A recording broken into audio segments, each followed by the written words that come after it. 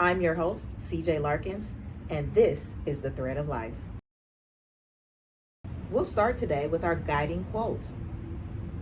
The truth is, your experiences throughout your life are determined by your assumptions, whether conscious or unconscious.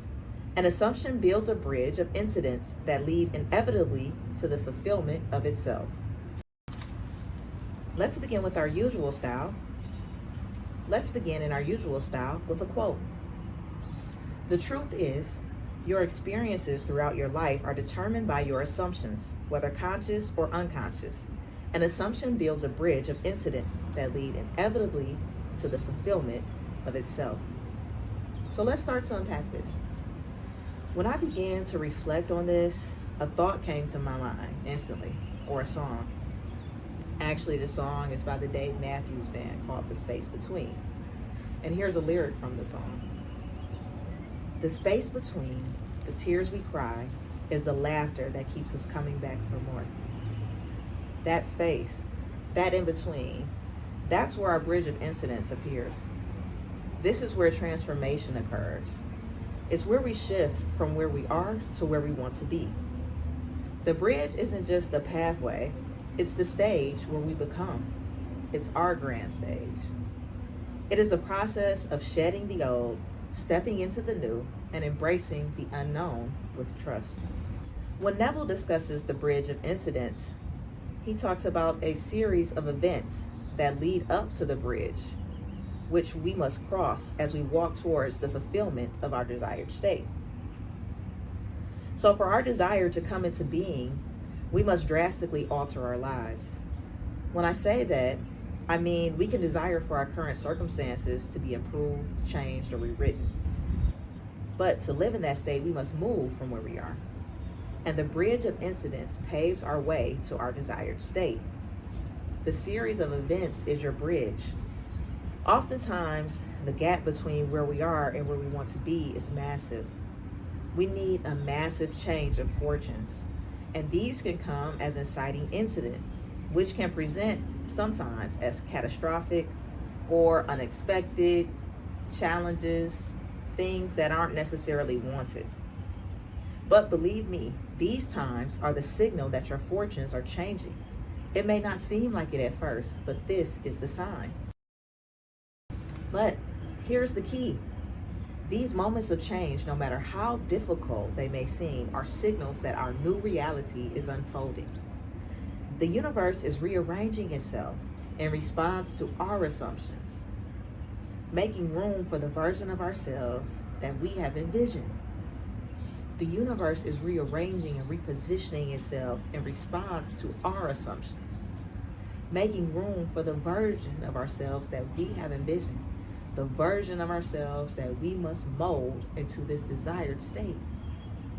While these moments may seem disruptive, they are actually the catalyst for our transformation. Once we define our vision, we must commit to it fully.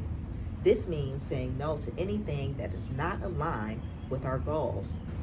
So let's talk a bit about setting those goals and creating that desired state. Now, before we create that scene in our mind, we must sit with ourselves and simply ask ourselves what we desire. Here, again, we're setting intention. By asking ourselves some questions, we gain clarity about those desires and how they align with our existence. What we are doing here is setting intention.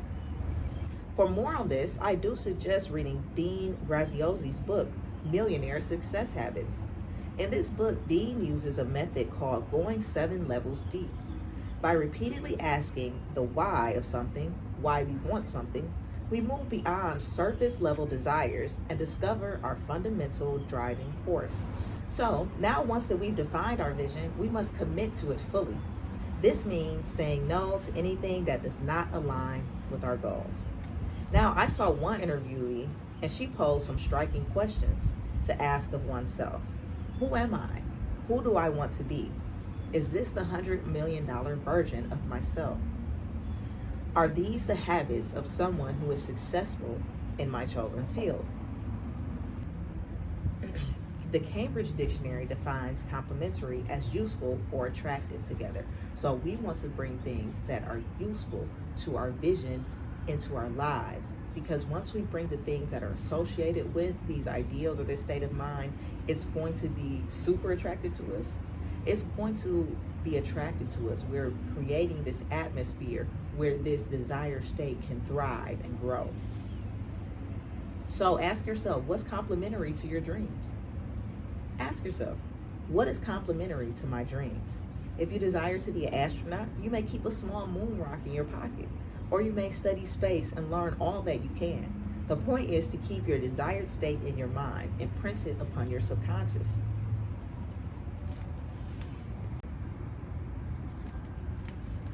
Now we must set our course.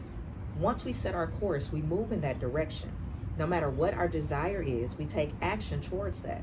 We can attract our desires by arranging things in our lives.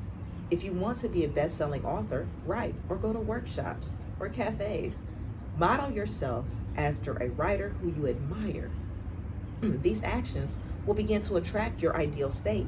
If you carry notebooks and pens with you and you are writing on your breaks at work, you are writing when you get home, you study writers who have completed great works. Are you a writer? Yes, you write. So have you then brought your desired state into being? Now, where is the success? Keep working. You have your success. Tell me who has worked diligently, never giving up their vision, and who has not seen success. Your success is there, frozen in marble, awaiting the dawn when you give birth to its life-changing capabilities. As a sculptor carves a masterpiece out of a slab of stone, so we are called to be artists, to be the artist of our lives. Walking across our bridge can be the time we need to discard our old habits, our old ways, to shed our former or classical selves. Now we take this opportunity with grace and gratitude to fully live the version of our lives that we imagine. In this space, we are attracting the images that we create in our mind. They come to us in various ways, which is not our job to plan. We must take action toward our vision by aligning ourselves with the states. Now, this is one of my favorite parts. Dig your trenches. If you desire a new home, then go buy the furniture. If you haven't yet the room for the furniture, buy even a single dish. Imagine you taking that plate and placing it in the cupboard. Imagine the details of the cupboard, the handles, the hinges, the design. Feel the wood against your fingertips. Look around your new home. Live in the details. Create a vivid scene and go there. Live from there until you see that scene playing out in reality. Neville Goddard and Florence Scovel both emphasize the power of acting as if. And here's an excerpt from one of my favorite books, one of the books that started me on the journey, The Game of Life and How to Play It by Florence Scovel. Man must prepare for the thing that he is asked for when there isn't the slightest sign of it in sight. For example, a woman found it necessary to look for an apartment during the year when there was a great shortage of apartments in New York. It was considered almost an impossibility, and her friends were sorry for her and said, "Isn't it too bad? You'll have to store your furniture and live in a hotel." She replied, "You needn't feel sorry for me. I'm a Superman. I'll get an apartment." She spoke the words. Infinite Spirit opened the way for the right apartment. She knew there was a supply for every demand, and that she was unconditioned, working on the spiritual plane, and that one with God is a majority. She contemplated buying new blankets when the tempter, the adverse thought or reasoning mind, suggested, "Don't buy the blankets. Perhaps after all, you won't get an apartment, and you will have no use for them." She promptly replied to herself, "I'll dig my ditches by buying the blankets."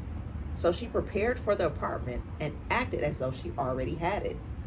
She found one in a miraculous way. It was given to her, although there were over 200 other applicants. Her blankets showed active faith. Her faith built the bridge. This is how we realize our image on the physical plane. To reach our zenith, we build and rebuild ourselves, adding, learning, researching, analyzing, hypothesizing, omitting, and deleting until we become. We add skills, we upgrade our lives and ourselves.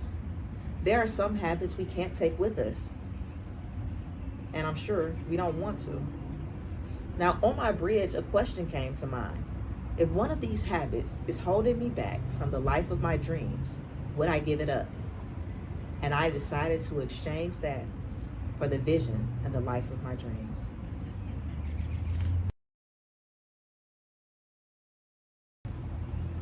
Florence Scovel Shinn reminds us that there is a supply for every demand. Have perfect faith and act your perfect faith. You must act as if you already received it. As our bridge appears out of seemingly nothingness, although we have asked for this chance, this nothingness may seem mysterious. Here, we rejoice in the mystery as we don't need to expend precious mental capital figuring out the how or the why. Be glad the mystery shall bring our manifestations to materialization on this plane. The unknown. The unknown is the canvas where we paint the life of our dreams. This happens in the unknown. Thank you all so much for joining us today on this episode of The Thread of Life. Today we explored Neville Goddard's concept of the bridge of incidents, the invisible thread connecting our current reality to the life we desire. We began to uncover the power of transformation, alignment, and trust in the unknown as we step into our ideal selves. Remember, your bridge is forming even now. The challenges, the unexpected turns, these are not obstacles, but stepping stones leading to your vision. Keep the faith, walk with intention, and act as if your desires are already yours. We excitedly embrace these challenges as a pit stop on our track called life. If this episode resonated with you, let's keep the conversation going. Connect with me on social media, on Instagram and TikTok at The Thread Pod. Once again, that's The Thread Pod. For business inquiries or collaborations, you can check out createwealth.solutions. If you enjoyed this episode, please share it with someone who needs to hear it. And don't forget to subscribe, leave a review, and tune in next time as we continue to weave the thread of life. I'll leave you with this quote. But I went forward to the future that you say doesn't exist, and I wove it there. And whatever I did, I know it worked, because when I came back here, I moved across a bridge of incidents that led me to what I wove before I arrived there. Until next time, my dear friends, stay aligned, trust the process, and walk boldly across your bridge. Peace and blessings.